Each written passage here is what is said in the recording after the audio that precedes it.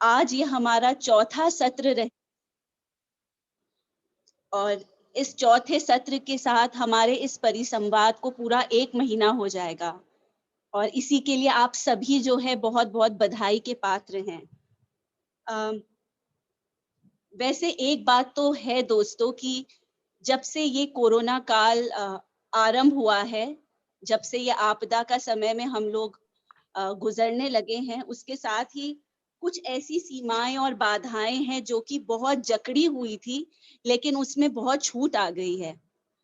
हम अब बस एक पिन और एक लिंक के माध्यम से कोई भी शहर हो, कोई भी राज्य हो, कोई भी देश हो, हम कहीं पर भी उस लिंक और पिन के माध्यम से जुड़ने लगे हैं। बजाए कि एक वीज़ा, पासपोर्ट, टिकट वो सब विफल हो गया है। अब जो काम आता है मिलने के लिए वो है एक पिन, एक लिंक, एक नंबर और उसके माध्यम से सारी बाधाएँ दूर होके हम लोग एक-दूसरे से इतनी बेहतरीन तरीके से हम लोग सीख पा रहे हैं। सो अ, खैर दोस्तों, आज का ये जो हमारा सत्र है और जो परिसंवाद का शीर्षक है, वो है कोविड-19 के कारण व इसके आगे हमारा सामूहिक भविष्य। तो हम जानते हैं दोस्तों कि करीबन अब 1.5 साल हो गया है हमको दिसंबर 2019 से जो ये आपदा का समय आरंभ हुआ था, अब तक जो है हम लोग जानते हैं कि कोविड-19 के वजह से हमारा मानव जाति किन-किन चीज़ों से ग्रसित हुई है और हम यहाँ पर आज इसके बाद ये भी देखेंगे कि अब हमारा सामूहिक भविष्य क्या है और वो कैसा है और हमें किस ओर लेकर जाएगा।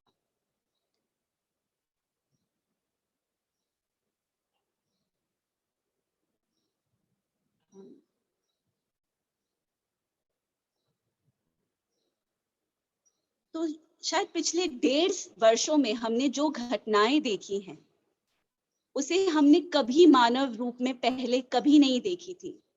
यहाँ तक कि दोनों विश्व युद्ध इतने भयंकर नहीं थे। अब देखिए दोस्तों कि हम जानते हैं कि ये विश्व पहले भी कई आपदाओं से, कई संकटों से गुज़रा है। पहले भी विश्व युद्ध हुए हैं और युद्ध हुए हैं, कई बार महामारी आई है, लेकिन कुछ भी इतनी वैश्विक नहीं थी, इतनी वैश्विक दिक्कतें नहीं थी, जैसे कि ये कोरोना की आपदा हमारे लिए लेके आई है। पहले के जो ये दिक्कतें थी मानव जाति ने जिसको सामना किया, वो एक आध राष्ट्रों से संबंधित थी, कुछ राष्ट्रों से संबंधित थी। लेकिन अब की ये जो महामारी है जिससे आज विश्व पीड़ित है, ये एक वैश्विक संकट है।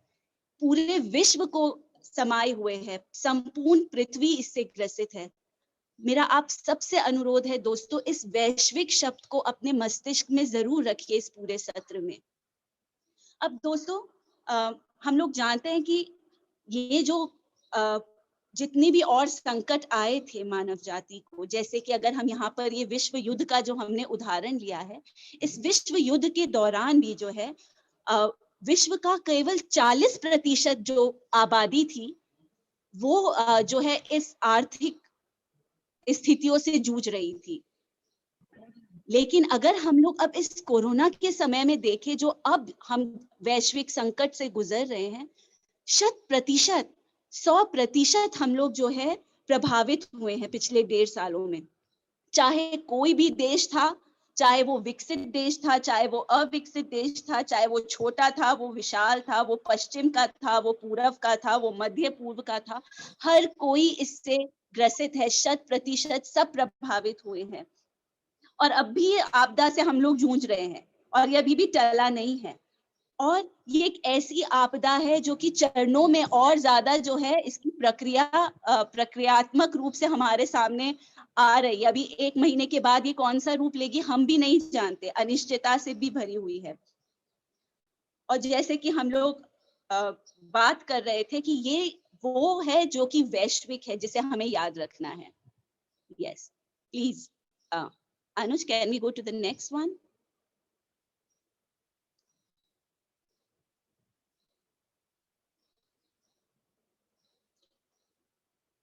हम जानते हैं कि जब पहले मानव जाति संकट से जूझ रहा था, विश्व युद्ध से जूझ रहा था, तब हमने व्यवसाय बंद नहीं किए थे।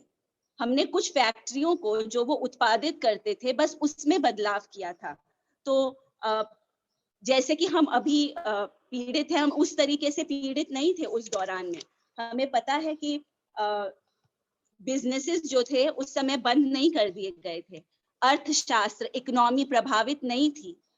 कुछ फैक्ट्री जो चीजें उत्पादित करती थी, उसको उत्पादित ना करवा करके उस समय में उनको कुछ और चीजें उत्पादित करवाई जा रही थी, जैसे सिपाहियों के लिए यूनिफॉर्म्स हो गए, या फिर बूट्स हो गए, या फिर बंदूकें हो गई, बारूदे हो गए। ये बनाने पे एक परिवर्तन हो गया था, लेकिन यही चीजों में ही अर्थशास्त्र और इकोनॉमी कंप्लीटली शट डाउन नहीं कर दी गई थी। अगर लेकिन हम लोग अब देखते हैं तो हम कितने तरीके से प्रभावित है। करीबन 40 करोड़ लोग जो हैं वो अपनी नौकरियां गवा बैठे हैं इस 1.5 वर्ष के अंदर। तो ये बहुत बड़ी संख्या है। और फिर अगर हम लोग देखें, अगर एक व्यक्ति एक घर में नौकरी करता है तो उसके साथ करीबन 3 से 4, 5 लोग जो हर घर में हैं उसी पर आश्रित होते हैं, उस एक कमाने वाले पर आश्रित होते हैं। तो आप देखिए इसका पारा कितना ऊपर चला जाता है। हम कितने कितने आबादी जो है अभी पीड़ित है आर्थिक रूप से। हम लोग जानते हैं 70% से अधिक वैश्विक जो आर्थिक स्थितियां थी वो अब बंद हो चुकी हैं। यदि हम एयरलाइंस का सेक्टर देखते हैं, अगर हम होटलों का सेक्टर देखते हैं, हम अगर टूरिज्म इंडस्ट्री का सेक्टर देखते हैं, सब जो थे या फिर इससे संबंधित जो सप्लाईज कर रहे थे, सप्लाई चेन्स थी, वो सब बंद है। और कितने लोग जो हैं अभी इससे ग्रसित है।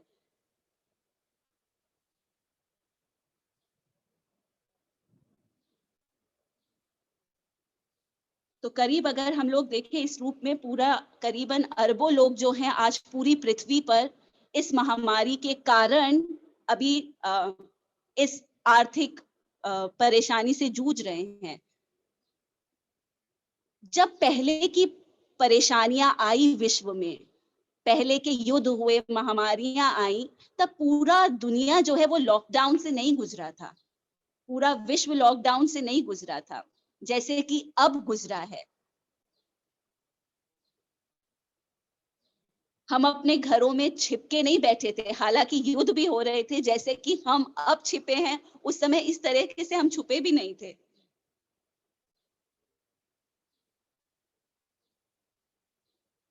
सामाजिक स्थलों से दूर रहने के लिए विवश नहीं कर दिए गए थे। अभी अगर हम लोग देखें, हर तरीके का सामाजिक, हर चीज से हम लोग दूर हो गए। मनोरंजन देखिए आप, स्पोर्ट्स देखिए आप, कोई सा भी आप चीज देख लिया। हम जब सबसे जिस तरीके से अब विमुख कर दिए गए हैं, उस समय हम इतने प्रभावित भी नहीं थे।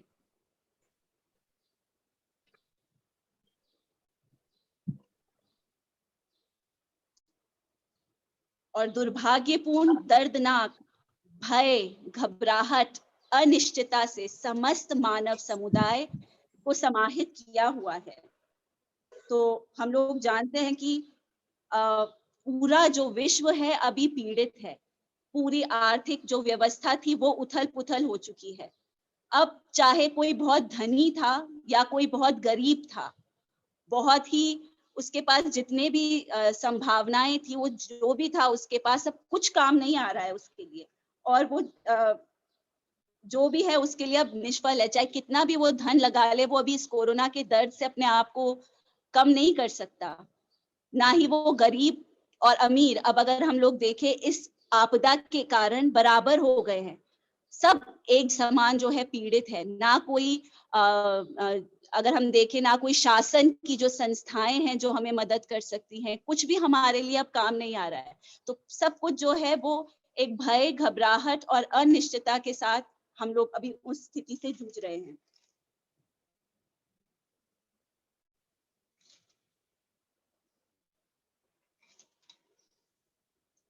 प्रत्येक व्यक्ति प्रतिकूल रूप से प्रभावित हुआ है, चाहे वो कितना ही बड़ा या कितना ही छोटा क्यों ना हो, चाहे वो कितना ही विकसित या अविकसित क्यों ना हो। भले ही वो पश्चिम में हो या फिर पूर्व में हो या मध्य पूर्वी स्थानों में हो, हर कोई एक रूप से पीड़ित हुआ है। कोई फर्क नहीं पड़ा कि अगर किसी राष्ट्र के पास ज्यादा संसाधन थे या किसी राष्ट्र के पास कम संसाधन थे, किसी परिवार के पास ज्यादा थे या कम थे, सब पीड़ित हुए हैं। और सभी, कईयों ने तो कितना दर्दनाक एक समय निकाला है कि अपने परिवार के जो नजदीकी संबंधी जन थे उनको वो हमेशा हमेशा के लिए गवा बैठे हैं। सब इस पीड़ा से एक समान रूप से जूझे हैं।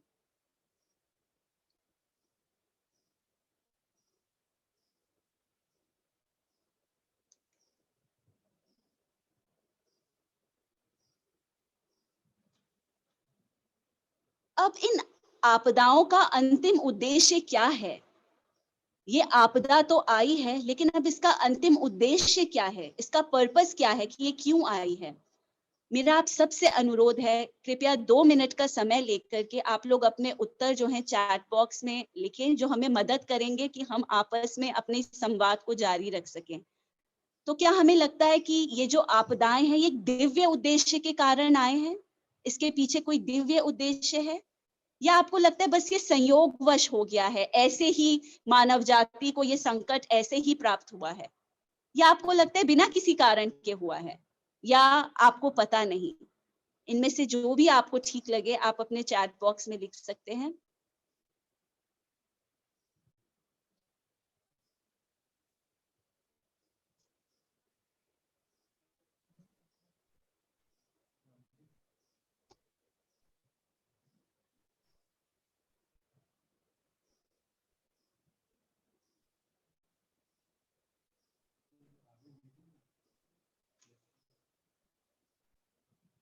जितने भी मित्र हैं जिन्होंने जवाब दिए हैं, सभी को ये लग रहा है कि ये दिव्य उद्देश्य के कारण जो है, इसका कुछ पीछे रीजन है। जो ऑप्शन ए है दिव्य उद्देश्य, वो है। तो इस अंतिम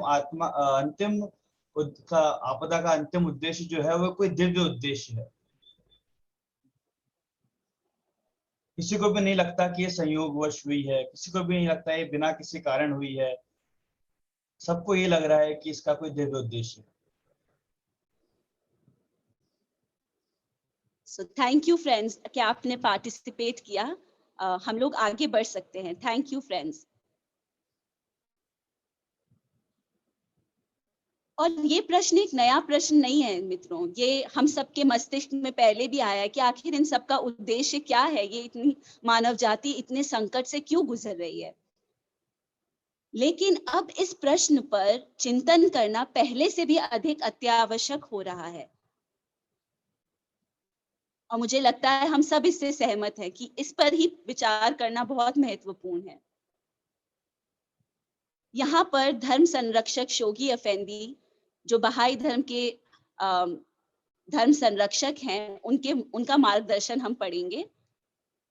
शोगी अफेंदी कहते हैं, समसामयिक समाज के आक्षेप में अत्यंत क्रोधपूर्ण मानव विचारों का विश्वव्यापी उफान, भयंकर दुश्मनी में उत्तेजित नस्लें, पंथ और वर्ग, राष्ट्रों के जहाजों की तबाही, सम्राटों के पतन, साम्राज्यों के बहिष्कार, राजकुलों के लुप्त होने में पुरोहित पदानुक्रम, समय द्वारा सम्मानित संस्थाओं का पतन, संबंधों का विघटन, धर्मनिरपेक्ष व साथ ही धार्मिक भी, जिनने इतने समय से मानव नस्ल के सदस्यों को एक साथ थामा हुआ था, ये सभी खुद को प्रथम विश्व युद्ध के प्रकोप से बढ़ रहे आकर्षण द्वारा प्रकट कर रहे हैं, जो बहाउल्लाह के धर्म के रचनात्मक काल के आरंभिक वर्षों के पहले था। इनमें हम आसानी से एक युग का कड़ा परिश्रम देख सकते हैं, जिसने उसके प्रकटीकरण के प्रभाव को बनाए रखा है, जिसने उनके आह्वान को अनदेखा किया है। वह अब अपने इस बोझ से प्रसूत होने का श्रम कर रही है, उस आवेग के प्रत्यक्ष परिणाम के रूप में जो उसे उनकी चेतना के उत्पादक, पवित्र करने वाली रूपांतरित प्रभाव करा रही है।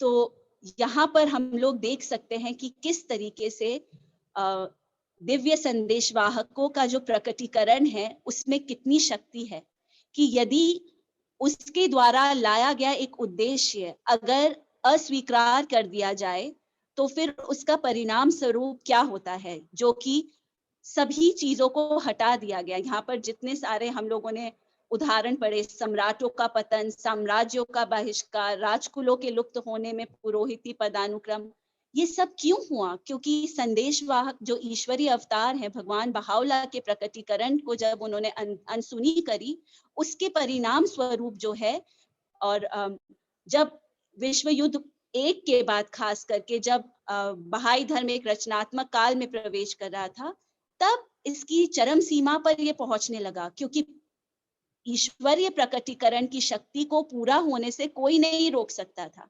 और अब इनका अब कोई अस्तित्व नहीं रह गया है। अब ये अपने आप धीरे धीरे ध्वस्त और समाप्त होते चले जा रहे हैं।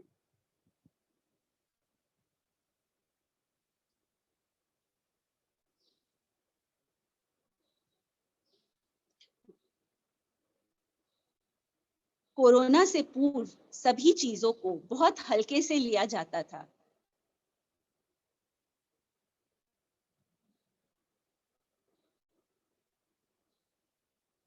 हमारा व्यवसाय, हमारा परिवार, सामाजिक जीव होने की स्वतंत्रता, और यहाँ तक कि प्रत्येक श्वास जो हम ले रहे हैं। तो दिसंबर 2019 से पहले हम लोग जानते हैं कि अभी जो हम लोगों ने उदाहरण पढ़ा, ये जो शोगी अफेंदी का मित्रों, ये हमें मार्गदर्शित करेगा, इसलिए पहले में रखा गया है कि किस प्रकार जो है ये जो एक कोरोना की महामारी है, ये भी इस अनसुनी की गई प्रकटीकरण की शक्ति का प्रत्युत्तर है, कि जो ईश्वरीय अवतार के प्रकटीकरण के प्रत्युत्तर को अनसुना किया गया, जो आज विश्व का मूल रोग है, जब उसको बताया गया व उसकी अनसुनी कर दी गई, उसके रूप में ये संकट है। तो अब हम लोग जानते हैं कि कोरोना से पहले जब हम इस विश्व में थे, तब जब हमारा व्यवसाय था, हम उसके लिए हमारी इतनी अहमियत नहीं थी। हमारे लिए एक जॉब नहीं तो दूसरी, लेकिन आज एक जॉब भी ढंग से कर पाना एक बहुत बड़ा चुनौती हो गया है हमारे लिए। हमारा परिवार हम एक ग्रांटेड के लिए लेते थे, हम बाद में समय दे देंगे, लेकिन आज हमें पता है कि कोरोना काल में न जाने हम में से कौन कब ग्रसित हो जाएगा। वो जो बॉन्ड्स है, वो जो एक घबराहट है कि कब कौन पीड़ा में आ जाए, हमारे बुजुर्गों के प्रति हमारा सम्मान और चिंता, हमारे बच्चों के प्रति हमारा सम्मान और चिंता, ये और ज्यादा मजबूत होने लग गया है। हम एक दूसरे के ज्यादा रक्षक अब होने लगे एक परिवार के रूप में।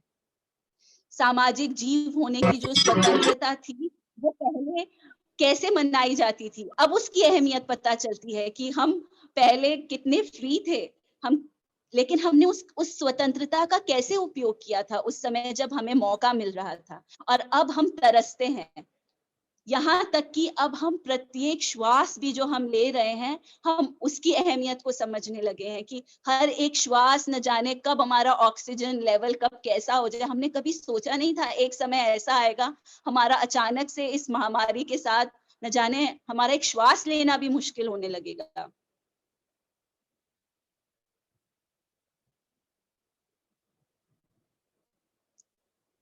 वे जो राजनीति अथवा कॉर्पोरेट विश्व में प्राधिकृत हैं, जो सामाजिक, आर्थिक व वित्तीय प्रणाली की ऐतिहासिक ढांचे से लाभान्वित हैं, उन्हें कभी अपने तरीके व आदतों को बदलने की तीव्र उत्कंठा महसूस ही नहीं हुई।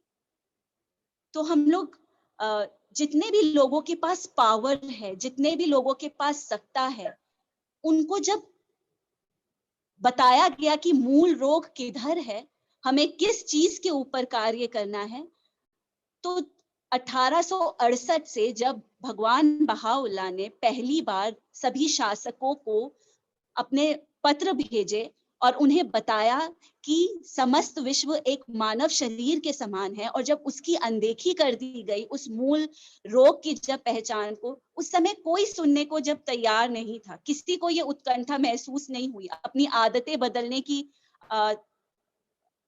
महसूस नहीं हुआ उनको।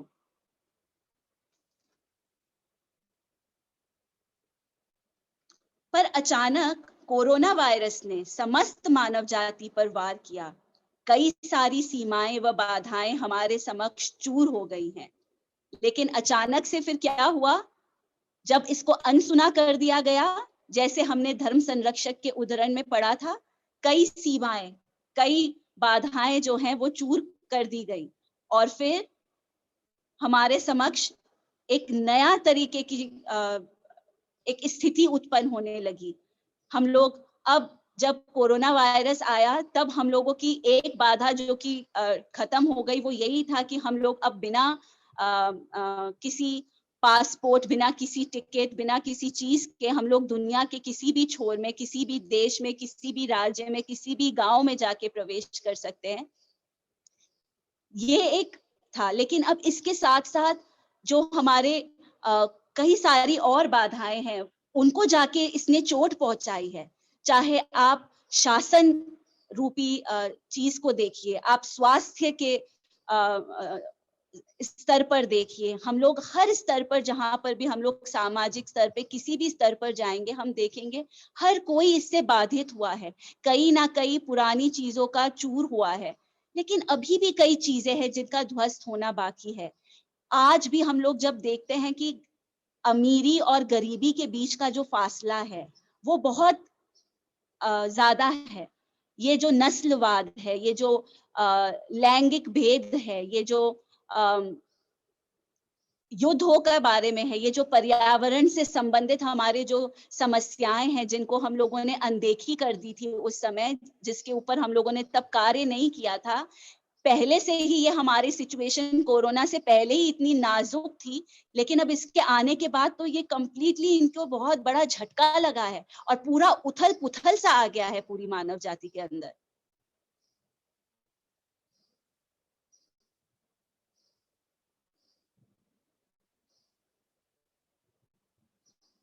अब कोरोना जो है मूलतः एक प्रतिरक्षा संघर्ष है, एक इम्यूनिटी टसल है। एक मानव बीमारियों से केवल इम्यूनिटी की शक्ति से ही बचता है। आज विश्व की क्या इम्यूनिटी है जो इसे इस आपदाओं से बचाएगी? अगर हमने इस इम्यूनिटी को अनदेखा किया तो एक और आपदा हमारा इंतजार कर रही है, और एक और न जाने कितना। जितना शीघ्र हम लोग अपनी इस विश्व की इम्यूनिटी को जान लें और इसके ऊपर कार्य करेंगे तो हर आपदा, हर संकट से हम लोग जूझ सकते हैं। तो जिनकी प्रतिरक्षा मजबूत है वे इससे प्रभावित नहीं होंगे। जिनकी प्रतिरक्षा कमजोर है, इम्यूनिटी कमजोर है, वो या तो मामूली रूप से प्रभावित होंगे, और अगर उनकी इम्यूनिटी और भी कमजोर है तो वो परिमित रूप से प्रभावित होंगे। अगर उनकी इम्यूनिटी और भी कम है तो वो और गंभीर रूप से प्रभावित होंगे। तो ये डिपेंड करता है कि हम किस लेवल की, हमारे समाज की, हमारे समुदायों की, हमारे राष्ट्रों की कौन सी इम्यूनिटी है, और उसी हिसाब से उनकी आपदा के दौरान वो संकट उतने ही बढ़ेंगे।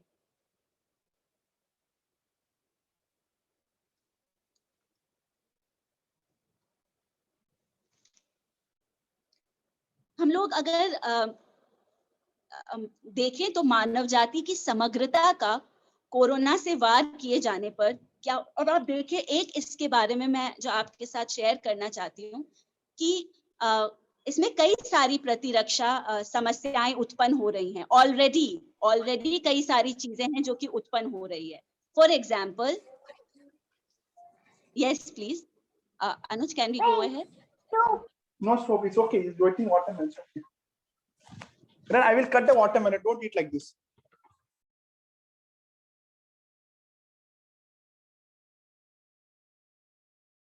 आपका माइक म्यूट है जी, प्लीज माइक अनम्यूट कर लीजिए।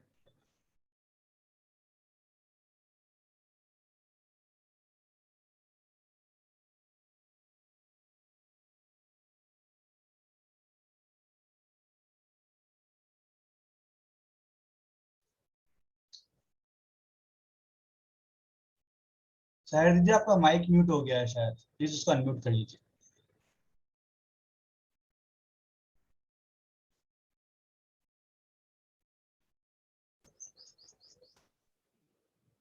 क्या हम लोग और तो हम लोग देख सकते हैं कि किस तरीके से जो है हमारी ये समस्याएं ऑलरेडी हम इनसे जूझ रहे हैं।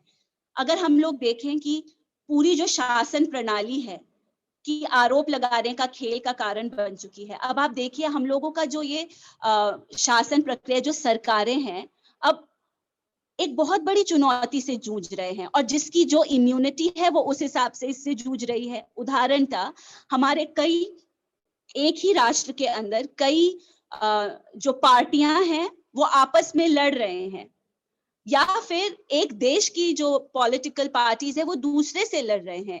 इस आपदा काल के अंदर उन्हें समझ ही नहीं आ रहा है कि किसको पहले बचाएं, हमारी अर्थव्यवस्था को, हमारा इकोनॉमिक सिस्टम बचाएं, रोजगारी बचाएं, या फिर जीवन को महत्व दें। दोनों के बीच में बैलेंस किधर से लेकर आए, उनको कुछ समझ में नहीं आ रहा। और यहाँ पर क्या होता है कि जैसे कि एक दूसरे के ऊपर फिर हम लोग आरोप लगाने का खेल हो गया है, जिसके ऊपर झटका आता है। जैसे कि कहते हैं ना, अगर एक साइंस में एक टर्म है जिसको कहते हैं नी जर्क। तो नी जर्क में क्या होता है कि अगर किसी ने आपके घुटने की जो पिंडली है उसके अंदर अगर किसी ने थोड़ा सा टच कर दिया तो पूरी की पूरी लात पड़ती है, मतलब पूरा पैर किक के जैसे आगे बढ़ता है। ये अपने आप होता है, ये स्वाभाविक है। तो वैसे ही अगर यहाँ पर अगर किसी एक ने एक को दोष दिया कि इसमें तो स्वास्थ्य जो प्रणाली है वो जिम्मेदार है, तो वो तुरंत शासन को जाके जिम्मेदार देती है, सरकार को दोष देती है। अगर आप सरकार को दोष देते हो तो वो किसी और के ऊपर दोष लगाती है, वो किसी और देश के ऊपर दोष लगाती है। एक देश दूसरे देश के ऊपर दोष लगाता है, फिर कई देश जो हैं, शायद वो हमारा जो विश्व स्वास्थ्य संगठन, हमारा जो वर्ल्ड हेल्थ ऑर्गेनाइजेशन है, उस तक को नहीं छोड़ा है हमने इस आरोप वाले गेम के अंदर। तो एक ब्लेम गेम सा हो गया है। ये इतनी कमजोर हमारी इम्यूनिटी है कि हम इससे लड़ने की जगह हम शॉर्टकट्स ढूंढते हैं कि हम कैसे इसको आगे से आगे खुद को बचा लें, अपना स्वार्थ बचा करके हम दूसरे के ऊपर इसको डाल दें। तो और हम देखते हैं कि कैसे अल्पसंख्यक जो है चुप्पी से पीड़ित है और वो नजरअंदाज किए गए हैं इस पूरे आपातकालीन समय में। और कई संस्थाएं जो पहले प्रभावशाली थी उसने दिखलाया कि अब वे भी मानव जाति के हित को आगे ले जाने में समर्थ नहीं, क्योंकि उनके पास इतनी शक्ति नहीं है कि वो अपनी एक्सरसाइज, अपने पावर के दायरे को आगे बढ़ा सके।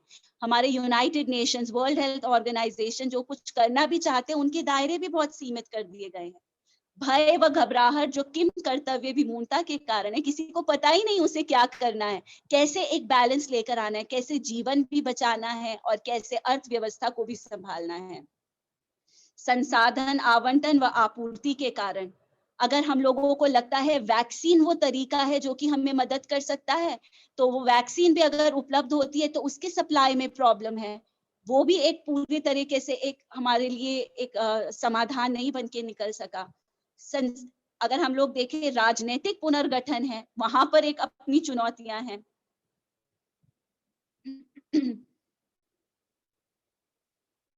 पर्यावरण स्थिरता के मुद्दे अगर हम लोग देखें तो वो अपनी जगह पर है। अगर हम लोग देखते हैं किस तरह से इसी दौरान में एक तरफ हम इन संकटों से जूझ रहे हैं, दूसरी तरफ कहीं पर साइक्लोन्स आ रहे हैं, कहीं पर और सारी दिक्कतें आ रही हैं, वहां पर अपनी समस्याएं हैं।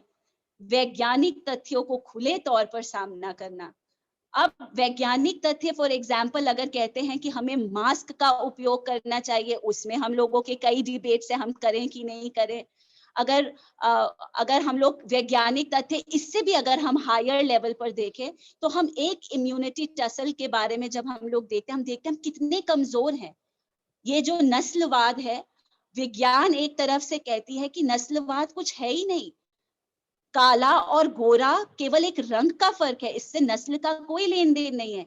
लेकिन इसमें भी जो नस्लवाद, एक जो विज्ञान को ठुकराया गया इस कोरोना के काल में, कई वैज्ञानिक जो तथ्य सामने आए, अगर वैक्सीन का प्रयोग किया जाना है तो उस पे डिबेट होने लगे, उसमें कई अफवाहें होने लगी। तो वैज्ञानिक तथ्यों का कहीं पर स्वीकृति नहीं था, ना पहले ना अब। और आर्थिक व वित्तीय पुनर्गठन तो पूरी तरीके से हमें पता है कि पूरा रीस्ट्रक्चर होने लगा है, क्योंकि जहां हम पहले थे गरीबी और अमीरी का जो फासला था, अब न जाने वो किस पारे पर पहुंच चुका होगा। मैं जहां पर एक स्टडी को पढ़ रही थी, वो उस स्टडी में अगर मैं ठीक से अगर मुझे याद है तो मेरे ख्याल से पहले के समय पर करीबन 2017 से पहले की बात है कि करीब 328 लोगों के हाथों में विश्व भर का 50% धन था, लेकिन इस आने वाले कुछ समय के अंदर केवल 26 लोगों के पास विश्व का 50% धन है। तो उस अमीरी और गरीबी का पारा किधर पहुंच चुका होगा दोस्तों।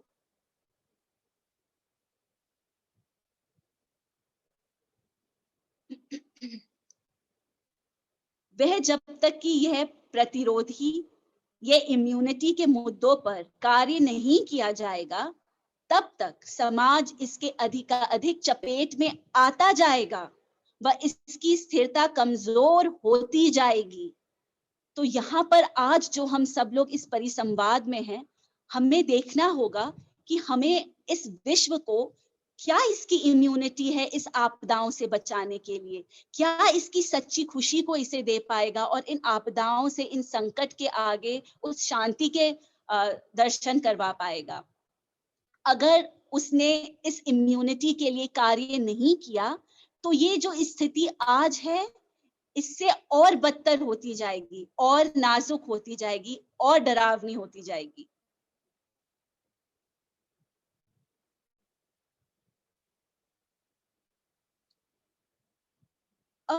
यहाँ पर हमें ये देखना होगा कि अब ये समझना होगा इस इम्यूनिटी टसल के अंदर कैसे एक इम्यूनिटी पूरे शरीर को संरक्षण देती है, पूरे शरीर की सुरक्षा इस इम्यूनिटी के ऊपर डिपेंडेंट है।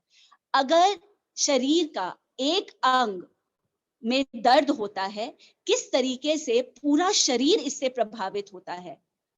एक साइंटिफिक टर्म है जिसको हम सिस्टमिक इलनेस कहते हैं, और उस सिस्टमिक इलनेस के अंदर ये है कि अगर एक शरीर का अंग अगर खराब है तो वो कैसे और ऑर्गन्स को चपेट में ले लेता है और पूरा शरीर जो है धराशायी है। तो कैसे आज अगर विश्व अगर कहे कि चाइना कहे कि वो पूरा है तो वो नहीं है, अगर यूएसए कहे वो पूरा है तो वो नहीं है, या कोई और राष्ट्र कहे वो पूरा, यूएसए चाइना के बिना अपूर्ण है और चाइना यूएसए के बिना अपूर्ण है, और उसी तरीके से एक राष्ट्र दूसरे राष्ट्र सब एक दूसरे के बिना अपूर्ण है। अगर एक में दर्द है पूरा विश्व में दर्द है, अगर एक में प्रॉब्लम होगी पूरा विश्व उससे ग्रसित होगा। आज अगर ये प्रॉब्लम एक जगह पर आरंभ हुई थी, जैसे आज पूरा विश्व इसको फेस कर रहा है।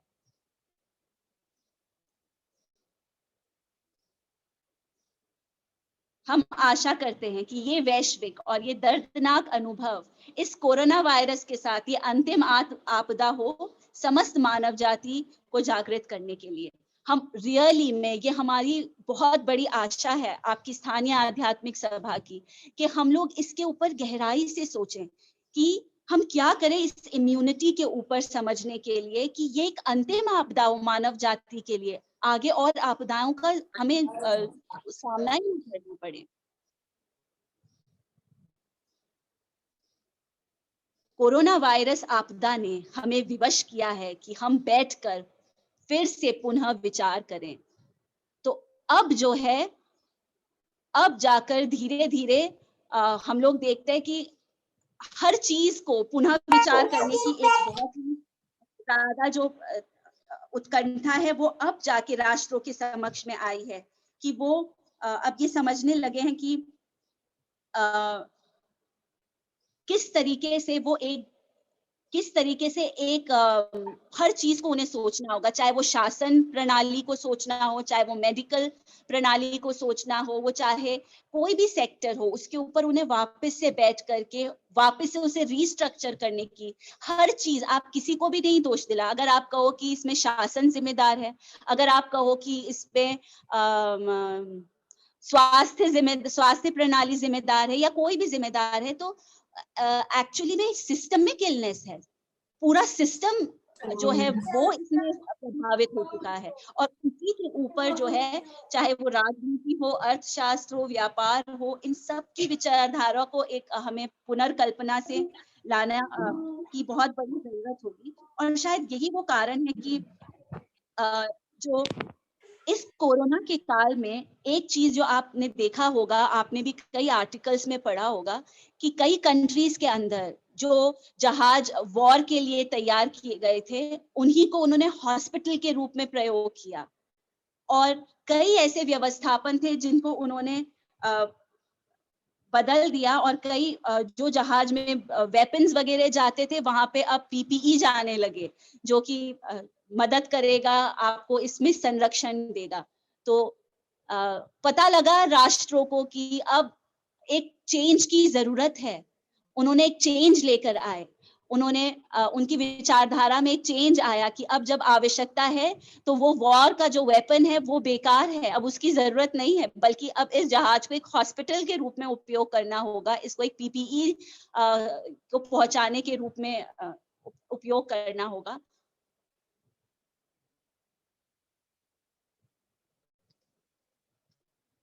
लेकिन अगर हम लोग देखें दोस्तों, ये जो भी हम लोगों ने अभी जिसके बारे में बात करी, ये एक तरीके का जो चेंज आया, ये आउट ऑफ लर्निंग जो है वो आउट ऑफ भय वाला लर्निंग आया है। ये केवल इस आपदा को देखकर आया है, एक स्थायित्व नहीं आया है इसके अंदर। ये केवल सिचुएशन को देख करके एक चेंज आया है, लेकिन आएगा वो समय जहां पर इसको एक स्थायित्व चेंज में बदलना होगा। अब आप अगर देखिए इस स्लाइड के अंदर, पिछले 50 वर्षों में जो धन हमने सेना में लगाया है, यदि हम उसका एक अंश भी विकास कार्यों में लगाते तो क्या होता। आप अगर देखेंगे 1919 में जब शीत युद्ध समाप्त हुआ था, उसके बाद भी शीत युद्ध समाप्त हो गया था, लेकिन उसके बाद भी सभी जो कुछ राष्ट्र थे उन्होंने अपने वेपन्स का तैयार करना, अपने फाइटर जेट्स, अपने सबमरीन्स, इनको इकट्ठा करने में कोई कमी नहीं दिखलाई है।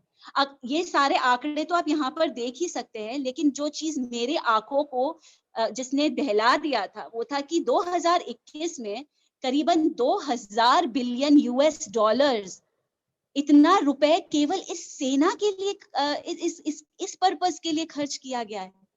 इसके अंदर तो मेरी गणित तो इतनी कमजोर है, मैं तो ये भी नहीं जानती इसमें कितने जीरो हैं कम से कम। कैलकुलेटर में मैंने समझना चाहा तो कैलकुलेटर भी मुझे समझा नहीं सका। और यहाँ पर अगर हम इसका करीबन 5 से 10% भी अगर हम राहत कार्यों के लिए तैयार रखते, तो 99% जो इस आपदा में आई दिक्कत है, हम उससे अच्छे से सुलटारा कर सकते थे। इसके अलावा हमारा जो, ये तो सबसे बड़ा खर्च है जो कि इधर जाता है। इसके अलावा हमारा ब्लॉकबस्टर में खर्चा, हमारा स्पोर्ट्स में, स्टेडियम्स में जो खर्चा जाता है, और हमारा कॉस्मेटिक्स आइटम में जो खर्चा जाता है, ये सब किस तरफ जा रहा है। और इनमें इनकी जगह पर पे अगर ये समझना है कि अब सुरक्षा और संरक्षण हथियार व बॉम्ब नहीं प्रदान कर सकते मानव जाति को। अब हमें चाहिए कि ये इसका कुछ प्रतिशत जो है नर्सों के प्रशिक्षण में लगाया जाए, हॉस्पिटल के अलग अलग इक्विपमेंट्स में लगाया जाए, और इन्वायरमेंट की देखभाल कैसे की जा सकती है कि वो क्लाइमेटिक चेंजेस से हम लोग बच सकें, उसके लिए हम क्या कर सकते हैं। तो यहाँ तक जो हमने अभी तक देखा दोस्तों, एक पड़ाव था हमारे आज के शिक्षा का, और विश्वास कीजिए केवल हमने इस टॉपिक को केवल छुआ ही है दोस्तों। अभी तक हमने देखा कि इस महामारी के क्या क्या कारण है जो कि अभी जिस कारणों से हम लोग अभी गुजर रहे हैं। अब हम लोग देखते हैं एक न्यू नॉर्मल क्या है, एक नया सामान्य परिप्रेक्ष्य क्या है, और वो हमें किस भविष्य की ओर सामूहिक रूप से लेकर जा रहा है। सबसे पहली चीज इस नए सामान्य को करने के लिए हमें सीखना होगा, वायरस के समान हमें भी उत्परिवर्तन, म्यूटेट करना होगा। हमें सीखना होगा कि हम भी म्यूटेट करना सीखें, हम रूपांतरित हों। सबसे पहले हर एक व्यक्ति, मैं और आप, हम जो आज हैं, हमें अपने अंदर एक आध्यात्मिक रूपांतरण लेकर आना होगा। हमें थोड़ा सा अपने आप के अंदर एक परिवर्तन, एक रूपांतरण, अपने आप को कंप्लीटली म्यूटेट करना होगा। हम जो आज हैं उससे कुछ और बनना होगा।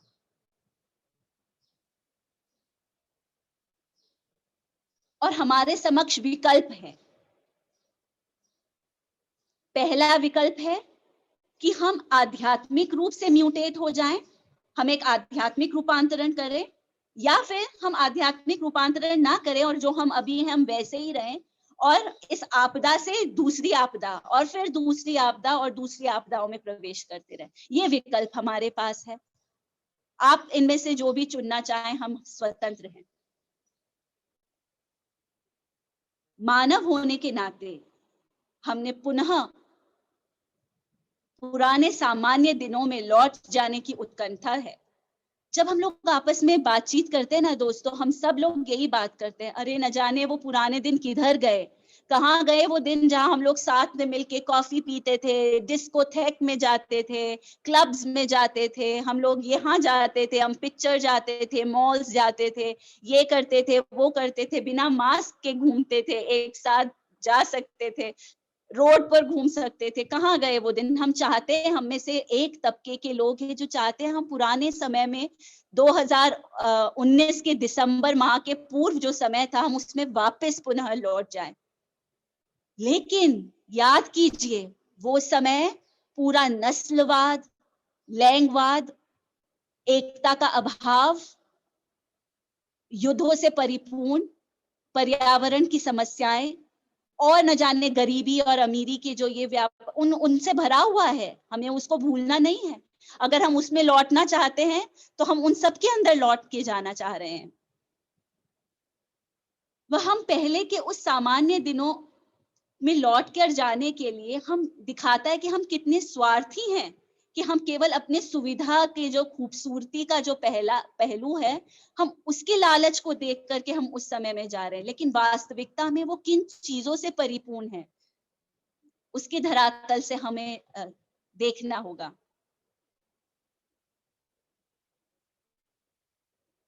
वास्तविकता में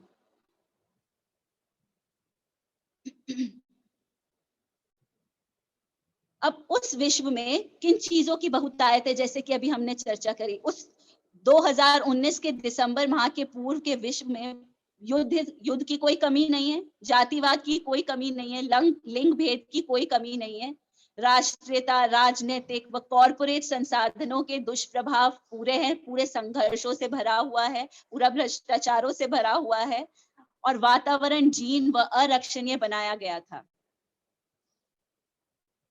तो इन चीजों से वो परिपूर्ण है। लेकिन हमारा एक और अन्य पहलू है। तो एक समाज का तबका कहता है हम उस पुराने समय में जाना चाहते हैं।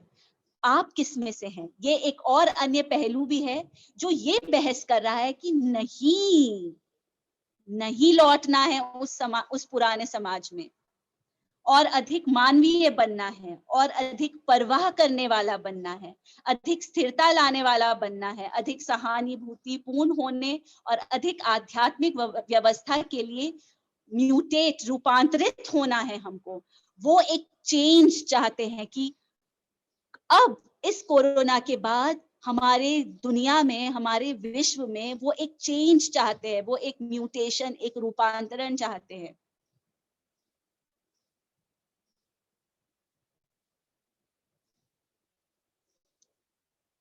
अब यदि हम आज अनुयोजन करने की परवाह करते हैं, यदि हम इस चेंज को लाने के लिए चिंतित हैं, तो कब है वो समय?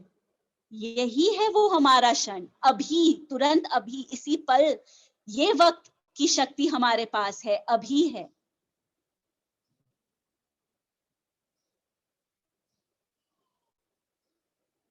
हम समय को पीछे तो नहीं कर सकते, पर हम वर्तमान तथा भविष्य को बदल सकते हैं। हम आज से, अभी से इसकी शुरुआत कर सकते हैं। और यहाँ पर आपके लिए एक प्रश्न है, आप किस सीमा पर रहना चाहेंगे? आप पुराने उस विश्व 2019 के दिसंबर से पहले के समय में जाना चाहेंगे, या फिर एक नवीन भौतिक व आध्यात्मिक व्यवस्था में प्रवेश करना चाहेंगे? आपसे रिक्वेस्ट है कि प्लीज आप कुछ समय लीजिए और अपने उत्तर चैट बॉक्स में लिखिए।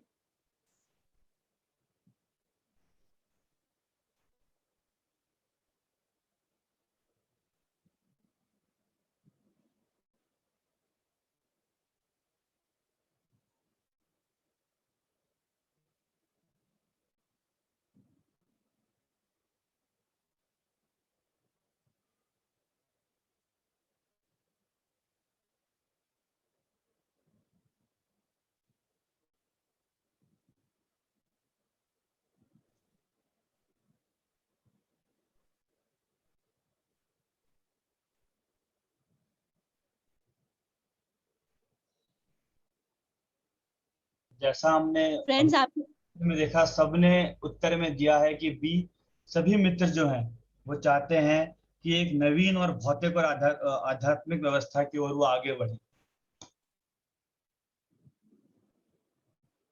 बहुत बहुत शुक्रिया दोस्तों, बहुत अच्छा लग रहा है हमारा ये परिसंवाद, हमें हमारे इस संबंध को और मजबूत कर रहा है और ये दिखा रहा है कि हमारी सोच एक समान है।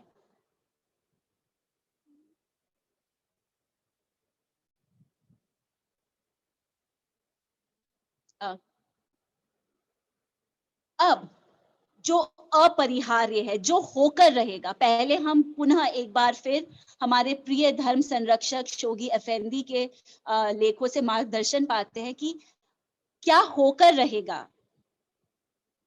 विशाल ऊर्जा जो युद्ध में विकीर्ण व बर्बाद हुई, भले ही आर्थिक अथवा राजनीतिक, वो ऐसे सिरों के लिए समर्पित की जाएगी जो मानव आविष्कारों व तकनीकों के विकास दायरों को विस्तृत करेगा, मानव जाति की उत्पादकता को बढ़ाएगा, बीमारियों के विनाश के लिए होगा, वैज्ञानिक अनुसंधान के विस्तार के लिए होगा, शारीरिक स्वास्थ्य के स्तर को बढ़ाने के लिए होगा, मानव मस्तिष्क को तीव्र व परिष्कृत करने के लिए होगा, धरती के अप्रयुक्त व अविचारी संसाधनों का दोहन करने में, मानव जीवन के दीर्घाकरण के लिए व किसी भी अन्य एजेंसी को बढ़ावा देने के लिए जो समस्त मानव नस्ल की बौद्धिक, नैतिक व आध्यात्मिक जीवन को उत्प्रेरित करेगी।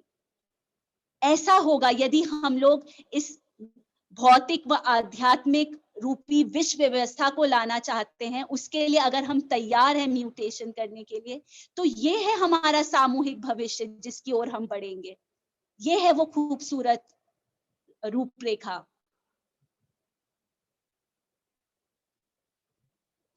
जो धन अभी इतने ऐसी जगहों पर लगाया जा रहा है जिससे मानव जाति का कोई हित नहीं है, उससे वो सब अब इस कोरोना काल के बाद हम उम्मीद करते हैं, अगर हम रूपांतरित करने के लिए तैयार जब होंगे, उतनी जल्दी ये सब होगा। ये सारे स्वप्न नहीं है, ये यथार्थ में बदलेंगे। हमें तैयार होना होगा, हमें इसके लिए प्रयत्न करने होंगे, और तब उतनी जल्दी हम लोग इन सारे यथार्थों को पूरा कर देख पाएंगे। यही सारा इतने अरबों रुपए जो हैं वो जहां पर अभी जा रहे हैं, वो इसकी जगह इन विकास कार्यों में लगेंगे। आर्थिक पुनर्गठन, जो इकोनॉमिक रीस्ट्रक्चर है, वो होगा। तो अभी तो लोग जो है वो इस पर सहमत ही नहीं हो पा रहे हैं कि वो किस तरह एक ही समय में अपने जीवन व रोजगार दोनों को बचा सकते हैं। अभी तो उनके लिए यही समझ में नहीं आ रहा, अगर लॉकडाउन खुल भी जाए, हम क्या करें? हम व्यापार करें कि या हम अपने जीवन के बारे में सोचें? क्या करना चाहिए?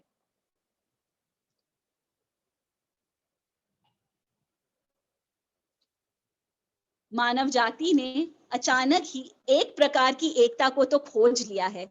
ये बहुत खूबसूरत स्लाइड है मित्रों, आपको अच्छा लगेगा ये जान के। अनजाने में ही अभी एक कई चीजों में एकता विश्व में हो रही है, आप शायद सहमत होंगे। भय में एकता है, आज पूरा विश्व में एकता है कि वो सब भयभीत है।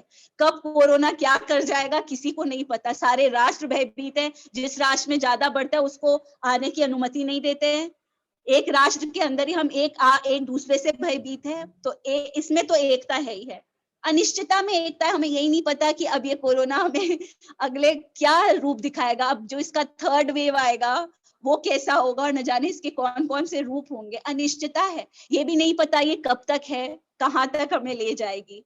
इसमें एकता है पूरी विश्व में, किस प्रकार अपने आर्थिक कार्यों को व्यवस्थित किया जाए। तो ऐसे हालातों में तरह से अपने आर्थिक कार्यों को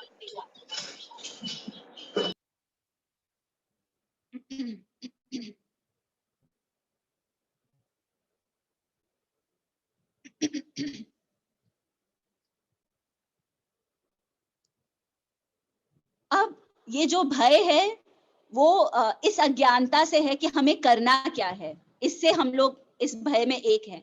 तो जब हम यही नहीं जानते कि हमें करना क्या है, तब हम तुरंत वही जो यहाँ पर एक इसका वापस से दोहराया गया है जो हमने पहले पढ़ा था कि हमारी एक ही प्रतिक्रिया है अभी तक कि हम नी जर्क रिएक्शन करें। अगर हमें किसी ने थोड़ा सा टच किया उसको लात मार दो, दूसरे के ऊपर उसका दूसरों के ऊपर चढ़ा दो। अगर चीन कहे कि इसमें यूएसए यूएसए कहे इसमें चीन जिम्मेदार है, चीन कहे इसमें वो जिम्मेदार है, वो कहे इसमें WHO जिम्मेदार है, एक दूसरे के ऊपर डाल दो, पता नहीं किसकी जिम्मेदारी है, इसमें कौन हमारी मदद करेगा। आपको शासन की जिम्मेदारी है, आपको राजनीति की जिम्मेदारी है, आपको स्वास्थ्य प्रणाली की जिम्मेदारी है, सामाजिक लोगों की जिम्मेदारी है।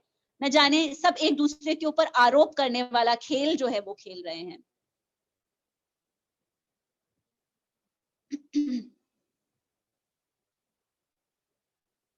अब अधिक ज्वलंत मुद्दे जो हैं, जैसे कि बहुत अधिक गरीबी और बहुत अधिक अमीरी के बीच का जो फासला है, विकसित और जो अविकसित, डेवलप्ड और जो डेवलपिंग कंट्रीज है उनके बीच के जो बॉर्डर्स है, हमें इनको तोड़ने के लिए कार्य करना है कि हमें ये बॉर्डर्स नहीं चाहिए। What is developing and what is develop, what is under develop, ये सब क्या है? मजबूत है, कोई कमजोर है? ये हमारे ज्वलंत मुद्दे हैं जिनको हमें म्यूटेट करके दूर करना है।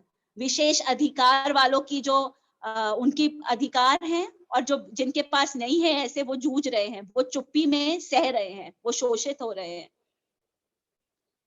अब वर्तमान आपदा व आने वाली आपदा के दबाव के कारण इन सीमाओं को हमें समाप्त करना होगा, नहीं तो हालात बदतर होंगे। हमें इन सीमाओं को चूर करना होगा। इस अत्यंत गरीबी और अमीरी, इस सारी चीजों को हमें दूर करना होगा।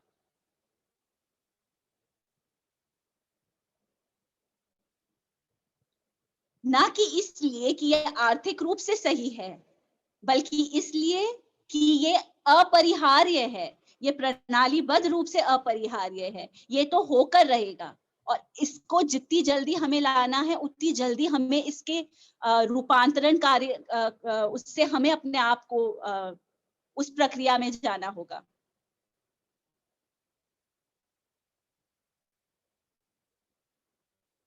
अब यहाँ पर हम लोग जानते हैं कि जैसे कि यहाँ पर एक बार पहले भी हमने अभी दोहराया कि सन 1868 से ये कहानी चल रही है, जब भगवान बहाउल्लाह ने, इस युग के ईश्वरीय अवतार बहाई धर्म के संस्थापक भगवान बहाउल्लाह ने सभी राष्ट्रों के जो शासक थे, क्वीन विक्टोरिया बोलिए और भी जो महान महान शासक थे पूरी दुनिया में, उन सबको उन्होंने पत्र लिखे, उन्हें सचेत किया, उन्हें वार्निंग दी, उन्हें सावधान किया कि अपने घमंड में मत रहो, बल्कि अब पूरे विश्व को एक मानव शरीर के रूप में देखो और उस हिसाब से कार्य करो। लेकिन जब उन्होंने अनसुनी कर दी, तब क्या हुआ? आज संस्थाओं से शक्ति छीन ली गई और वो लोगों को दे दी गई है।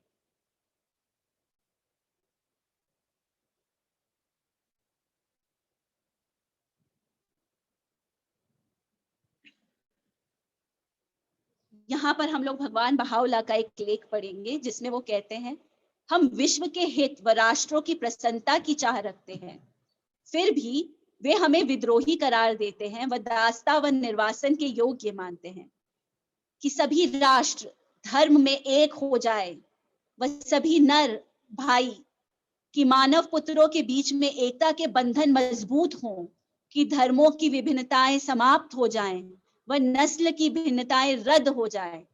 इसमें क्या हानि है? फिर भी ऐसा ही होगा कि ये निष्फल संघर्ष, ये विनाशकारी युद्ध समाप्त हो जाएंगे व सर्व महान शांति आएगी। फिर भी हम देखते हैं कि तुम्हारे सम्राट व शासक जो अपने खजानों की बहुतायत को अधिक उन्मुक्ता से मानव नस्ल के विनाश के लिए लगा रहे हैं, बजाय उसमें जो मानव जाति की प्रसन्नता में सहायक हो। इन कलह, खून खराबा व फूट को समाप्त होना होगा व समस्त मानव एक कुटुंबी व एक परिवार के समान हो। मनुष्य को इसमें गर्व न हो कि वह अपने राष्ट्र से प्रेम करता है, बल्कि उसे इसमें गर्व महसूस हो कि वो अपने प्रकार से प्रेम करता है। भगवान बहाउल्लाह।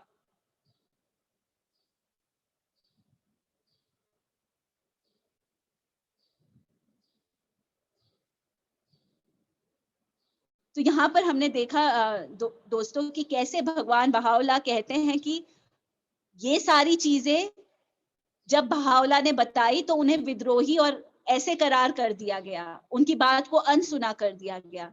और वो जो चाहते हैं वो राष्ट्रों की एकता चाहते हैं, हमारे भाइयों के जैसा चाहते हैं, सभी मनुष्य एक परिवार, एक कुटुंबी के जैसे, इसमें क्या हानि है? और बहाओला कहते हैं ऐसा होकर रहेगा, ये सारे युद्ध, ये सारे संघर्ष सब समाप्त हो जाएंगे और एक समय आएगा जब मनुष्य इसमें गर्व नहीं करेगा कि वो इस अपने राष्ट्र से प्रेम करता है, बल्कि उसे इसमें गर्व होगा कि वो सारी पृथ्वी से प्रेम करता है, वो सारी मानव जाति से प्रेम करता है, वो सारी मानव जाति का हितैषी है। अब इसको लाने के लिए आज जो दुनिया में है दोहरी प्रक्रियाएं चल रही हैं। आज ये जो मूल रोग है, जो एकता का अभाव है, वो कारण है और इसके कारण दो प्रक्रियाएं बराबर चल रही है। एक तो ये दुनिया ने जो अनसुनी करी और वो क्या कर रही है, विघटन में लगी हुई है, वो तोड़ फोड़ में लगी हुई है, वो युद्ध करने में लगी हुई है, वो खून खराबा करने में लगी हुई है, वो भ्रष्टाचार करने में लगी हुई है। और एक तरफ ईश्वर द्वारा दिया गया प्रकटीकरण है जो कि शक्तिशाली है, जिसमें क्षमता है, जिसमें ऊर्जा है और वो एक करने में लगा हुआ है और वो इसका उपचार करने के लिए एकता को लाने में लगा हुआ है। तो दो ही तरीके की प्रक्रियाएं चल रही हैं।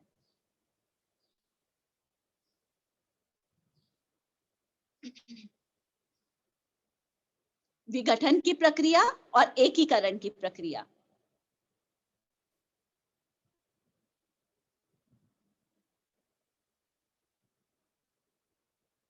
अब ऐसा समय आएगा कि ये दोनों प्रक्रियाएं जुड़ जाएंगी, फ्यूज्ड हो जाएंगी। गार्डियन शोगी अफेंदी कहते हैं वह अंततः नई विश्व व्यवस्था के उद्भव में परिणित होगी। तो अब हम लोग और नजदीक हो रहे, जितना आज विश्व दर्द से गुजर रहा है, इन आपदाओं से गुजर रहा है, ये विघटन की शक्ति अपने आगे बढ़ती जा रही है और एक तरफ जो शक्तिशाली एकीकरण करने की शक्ति है, जो इस प्रकटीकरण का उद्देश्य है, जिसमें पूरी प्रकृति की मदद से ये हो रहा है काम, दोनों अपनी तीव्रता से बहुत स्पीडली आगे बढ़ रहे हैं। और एक समय आएगा कि इन दोनों के बीच में एक समय आएगा टकरा जाएंगी, फ्यूज्ड हो जाएंगी, एक हो जाएंगी और फिर निकलेगी एक नई विश्व व्यवस्था जो कि भौतिक, आध्यात्मिक दोनों रूप से परिपूर्ण होगी, जिसमें विश्व शांति, विश्व एकता का सुख होगा और मनुष्य अपनी सच्ची प्रसन्नता को प्राप्त कर पाएगा।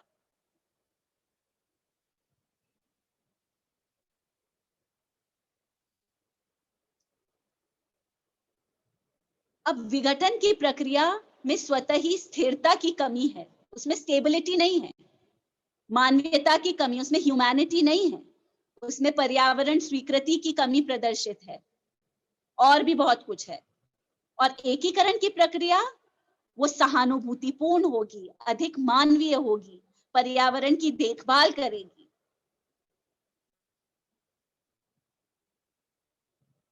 एकीकरण की शक्ति, स्थिरता, मानवीयता इस रूप में किए जाने से विश्वसनीयता को प्रकट करेगी और अंततः नई विश्व व्यवस्था का जन्म होगा, जिसमें सारी पृथ्वी एक देश है, वह समस्त मानव जाति इसके नागरिक है।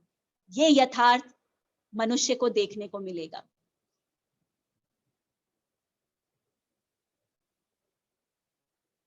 अब यहाँ पर प्रश्न है मित्रों कि मुझे क्या करना चाहिए? आप सबने कहा आप उस विश्व व्यवस्था के भागीदार बनना चाहते हैं जो भौतिक व आध्यात्मिक रूप से परिपूर्ण हो, उसके लिए हम एक म्यूटेशन प्रक्रिया से गुजरना चाहते हैं, तो मुझे करना क्या चाहिए? पहली चीज तो ये है कि हम में से कोई नहीं कह सकता कि हम दरकिनार कर दिए गए हैं, मेरी इसमें क्या भूमिका है, मैं तो एक साधारण व्यक्ति हूं, मैं क्या कर सकता हूं? हम सब इसमें बराबर के भागीदार हैं। मेरा प्रथम शब्द जो था, ये वैश्विक महामारी है, इसके जैसा पहले कभी नहीं था, क्योंकि ये वैश्विक है, हर एक इसमें प्रभावित हुआ है। तो इसमें भी हमें एक वैश्विक कार्य करना होगा, जो आप और मैं भी इसमें अछूते नहीं रह सकते। हम में से प्रत्येक व्यक्ति को एक सामूहिक रूप धारण करना होगा। एक समान सोच रखने वाले इन वैश्विक लोगों के साथ मानव जाति की पुनर्कल्पना करने के लिए हमें कार्य करना होगा। हमें ऐसे अपने हाथ एक दूसरे से जोड़ने होंगे कि हमारी एक सोच है कि हम एक भौतिक और आध्यात्मिक रूप से परिपूर्ण विश्व चाहते हैं, और इसमें हमें विश्वास रखना है कि प्रत्येक संकट के बाद विजय होगी। जितना भी महान संकट हो, उतनी महान विजय होगी।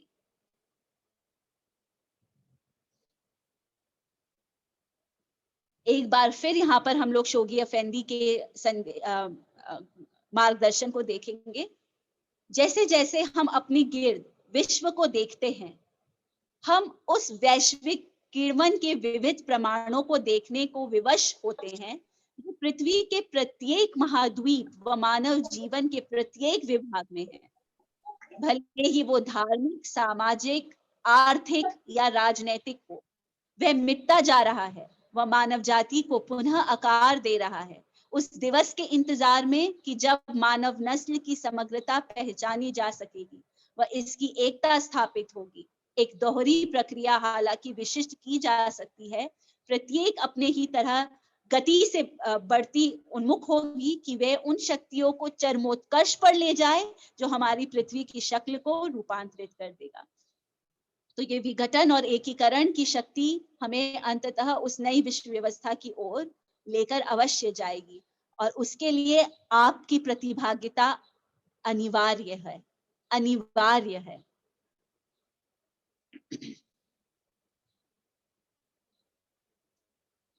थैंक यू मित्रों, आप सभी का बहुत बहुत स्वागत है, और आप सभी के लिए यहाँ पर गुलाब है कि आप सबने हमें इतना कीमती समय दिया और आपने इतने खूबसूरती से इस संवाद में अपनी भागीदारी निभाई।